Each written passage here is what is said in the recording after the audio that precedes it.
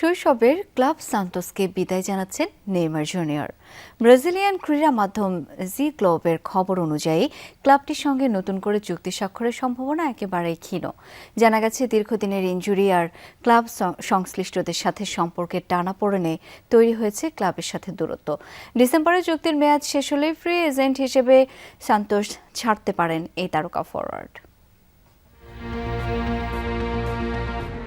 ঘরের ছেলে ঘরে ফিরলেও শেষটা কি সুখের হচ্ছে নেইমার জুনিয়রের? ব্রাজিলিয়ান ক্লাব সান্তোসে এই ফরওয়ার্ডের ভবিষ্যৎ ঘিরে তৈরি হয়েছে এবার চরম অনিশ্চয়তা।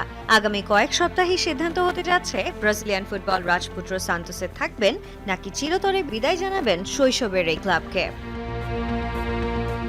যে ঘর থেকে বিশ্ব ফুটবলের রাজমুকুট মাথায় পড়েছিলেন সেই সান্তোসের জার্সিতেই হয়তো শেষ দিনগুলো গুনছেন নেইমার জুনিয়র। ব্রাজিলিয়ান ক্রীড়া মাধ্যম জি গ্লোবোর খবর অনুযায়ী ক্লাবটির সঙ্গে নতুন চুক্তি স্বাক্ষরের সম্ভাবনা এখন একেবারেই ক্ষীণ। ডিসেম্বরে চুক্তির মেয়াদ শেষ হলেই ফ্রি এজেন্ট হিসেবে সান্তোস ছাড়তে পারেন এই তারকা ফরওয়ার্ড।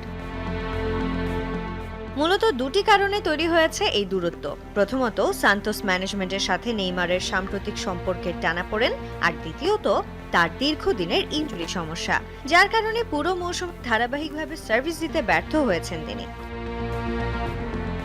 বর্তমানে নেইমারের বাজার মূল্য ৮ মিলিয়ন ইউরো, আর সান্তোসে তার চুক্তির মেয়াদ শেষ হচ্ছে চলতি বছরের ডিসেম্বরে।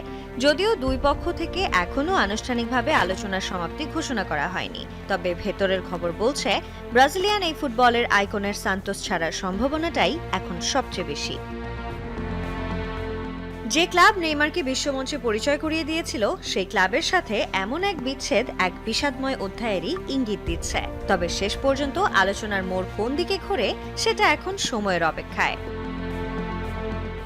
Sanjana Ivy, Jamuna sports.